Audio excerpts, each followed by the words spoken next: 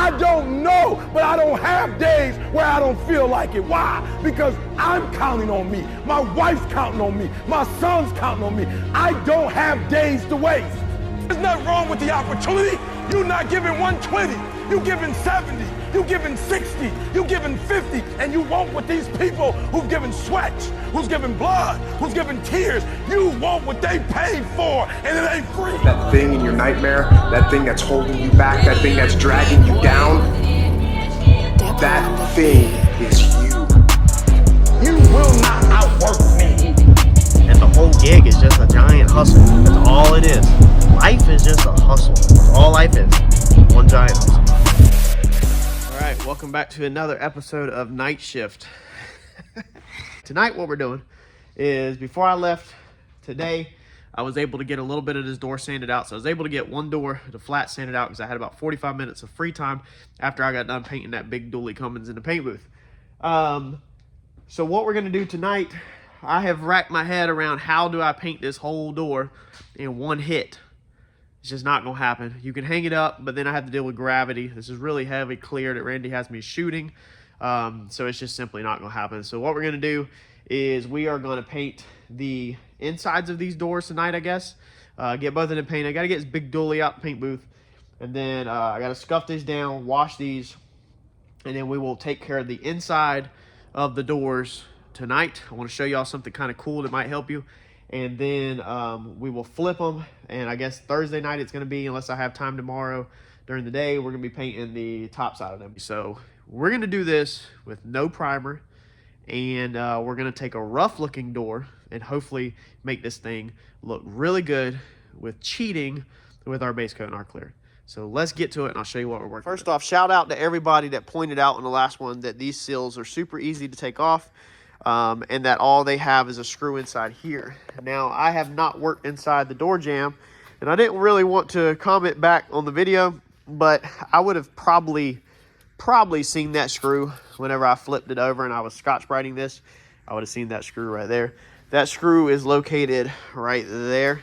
And then as soon as I seen that screw, I probably took it out. Now, I will admit that I would have never thought to slide this. So I would have got the screw. I'm 100% confident I would have got the screw. But then I would have probably wanted to pull outwards, okay? So I'd wanted to take this trim, basically, and pull this trim outwards. And on the Fox bodies, that's not how it goes. You can see that little moon shape, okay? It is actually made, okay, that moon, to go in these specialty rivets and then slide like that and lock in place. And then you put your screw in there, and that locks it from sliding out. So shout out to you if you commented on the last video and pointed out that the track just slides right on these. I greatly appreciate it. But Randy said don't take none of these gaskets out. Yeah, we are not replacing none of them, and they're brittle and they're crumble, so I got to stop somewhere, even though I don't want to stop. This rivet was already out, and these two are, it's just two more freaking rivets, and this seal will be right out, but then I got to put it back. So I'm just not going to do it. Our paint, originally, we were going to go to right here where the seal's at, so now at least we're going all the way to here. We'll put that trim back on there and we'll be good to go. He did not instruct me to delete that trim or anything like that. So I'm just rocking and rolling, y'all. Just rocking and rolling. So that trim is going to be left on there. We have got the inside. Let's see here. This is the door. Cool. So I started sanding the one that we're completed with first. Man. Now, I want to get off in here, Scotch-Brite all this out, and paint all this. If this was my car, I would be wire wheeling all of this crap out of here perfectly. But Randy has said multiple times to just knock these out, that these are probably not going to be the permanent doors. So we just want to get this all cleaned up in here and get it where it looks amazing. So that's what we're going to do. Let's get at it.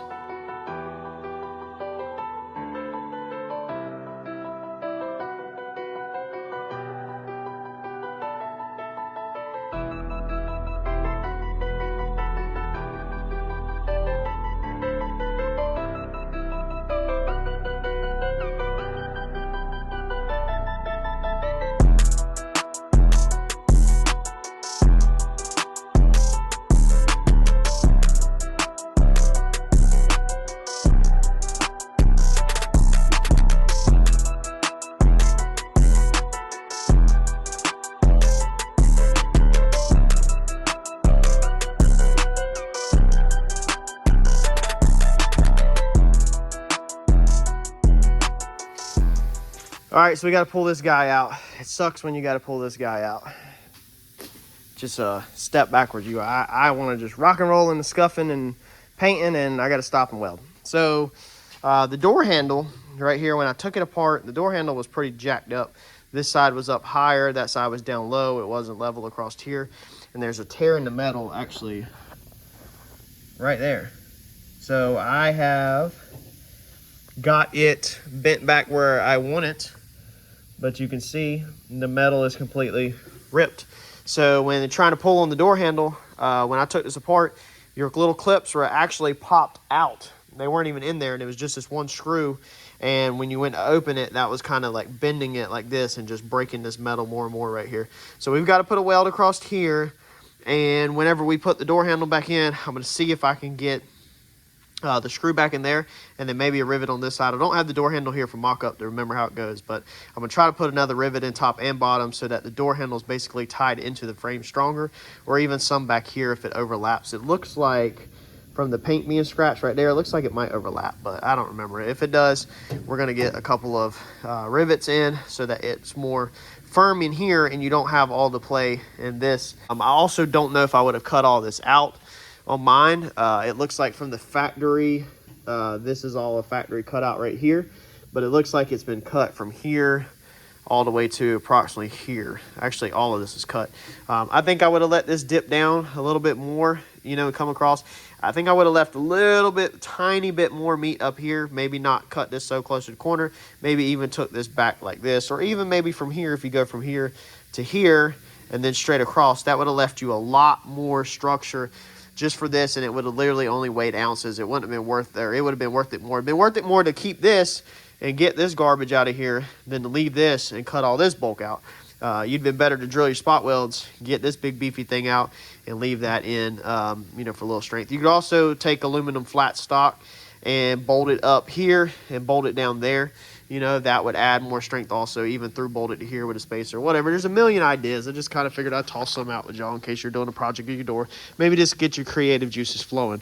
But I would definitely take these out and leave a little bit more meat up here, and the door would still be lighter, you know, doing it that way. So let's get that welded up, and then we will flip it back over. We're going to do 320 on the bottom side. We're going to spray it with guide coat. We're going to 320 all of our flats out on the bottom, and then we will flip it back over, and we will repeat the process again of Scotch braiding out the inside of this and rinsing all of this crap out, and then we will Scotch braid the outside. We went ahead and Scotch braided our frame up there, completely Scotch braided and washed it. That way when these doors are done and they come back out of the booth, they are completely clean. So what we have right here is a completely clean door, as in everything is scuffed, including the frame. So no more scuffing needs to be done on this door. It's just paint, paint, paint, paint. So we can paint the outside, the inside, the frames, the inside of the frame, outside frame, blah, blah, blah. We can do it, and we don't have to wet this door again or scuff this door down. Also, I want to go ahead and add something right now. Go to your parts store and buy some vacuum hose, okay? And then take your vacuum hose. If this is your vacuum hose, this water hose, cut it long ways. Slice it just on one side. Just one slice in it. Not all the way through. Just slice it on one side so it opens up like a taco or like a pool noodle, and slip it over this edge. I grinded this edge the best I could out. I could spend another 30 minutes per door straightening up and grinding and all that, and I just can't put that time into this when I was, you know, I don't even know if these doors are going to be forever doors. So when you're done, at least if you don't have 100% smooth, and it is really hard to get this thing 100% grinded with the edges because they're not flat. So some areas are flat and some areas still have a little bit of a roll from the factory. It's just all over the place. Take your vacuum hose, cut it open, press your vacuum hose over it all the way around, and it's going to look absolutely amazing. Like a square cut right that, just 45 the end of your vacuum hose. Go all the way around, all the way back around, and just try to tuck it up nice and neat as much as you can. At least maybe on the bottom half or something, just so you don't cut your hands later on, and it's just going to clean up the edge if you can get a small vacuum hose. You can also get the flexible door edge protectors, but you're going to have to order that stuff off Amazon or eBay buy a roll of it, you know, because you can't just get the little short pieces that the parts store sell. They don't sell a roll. And then you got to make sure you get the ones that are extremely flexible and not hard, or they won't make them bend. So that's why I said for people that don't want to do Amazon, eBay, or don't want to worry about accidentally ordering a door edge protector that won't flex, just go get vacuum hose and cut it. Get a whole roll of it and just cut it open. Your inside will look so clean if you're not going to put a panel across it. Now me, I'd have aluminum panel across it like in my car where there's ghost flames and everything, but at least do, you know, the rubber hose and paint the inside a darker color than the actual car, so it kind of resembles there's a door panel there. Just a tip for you for tonight.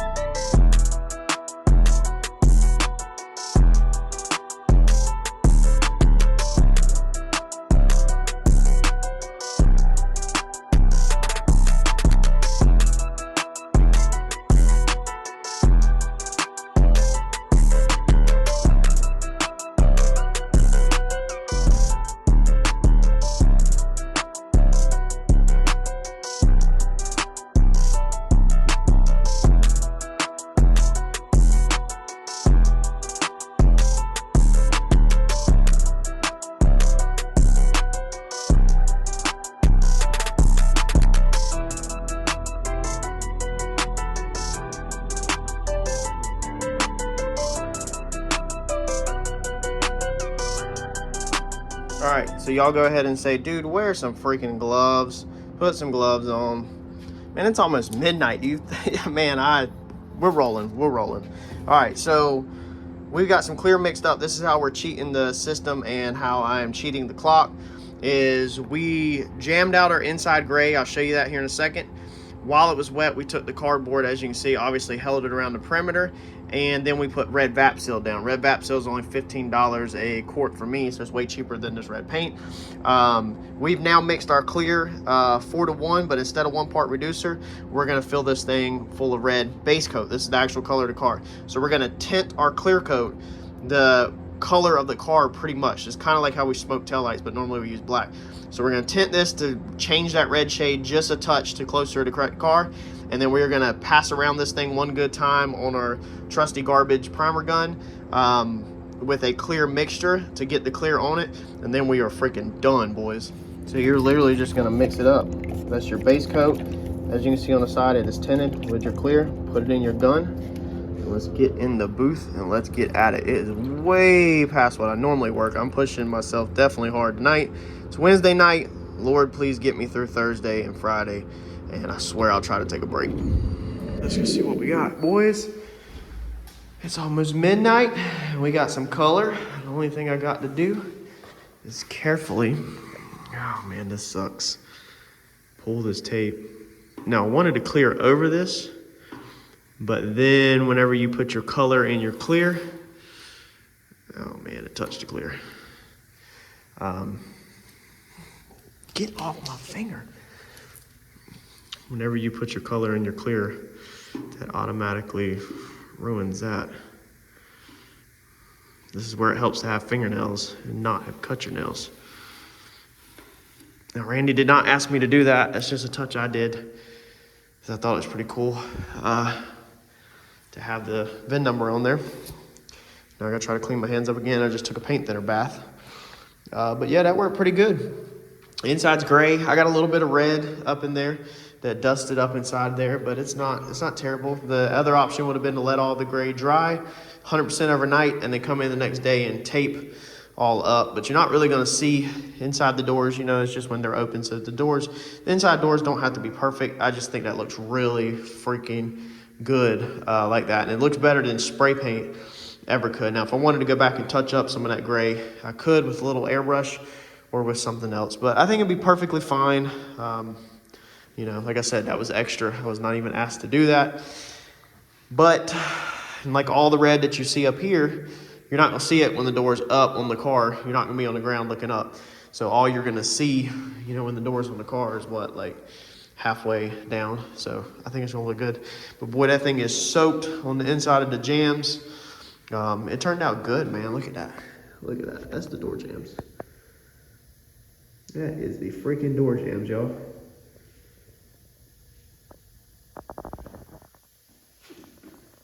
Look at that.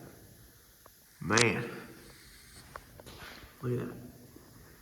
And that is no primer work. And I mean, you can see it's really thick. That's no primer work, no blocking. That's just straight up 36 grit over all that with the grinder to get the glue off. And then we just rock and roll straight into the clear coat. But look at that. Look at the door jambs on this thing. Man. The splatter from the factory's work literally looks worse than my work. Literally. So I'm super stoked about that. That just cheated the system of what, 2 nights ahead. If I would have shot the gray on Wednesday night, let it dry, I could have maybe taped it and shot the jams during my work hours on Thursday morning, and then let them dry, and then work Thursday night and shot the outside of the doors and let them dry. But by cheating like this, and pushing myself till midnight tonight, this allows me now, if I can squeeze in these outsides after my lunch tomorrow, then I probably don't have to work tomorrow night. I could probably take Thursday night off and the rest of the nights off, and then Saturday I gotta work and finish fitting the hood and stuff like that over there. But it kind of puts me ahead of the game. Man, them doors look so freaking good. So good. That's a job y'all can definitely do at your house. We'll do the trims after it's done. So I just want to thank y'all for watching. Do me a favor, just hit the like button. That's all I'm asking, is just hit the like button for me. And that's just a little thank you. That's all I'm asking, nothing else. Just the like button, smash it, help me out. And I'll catch y'all on the next one. Thanks, y'all.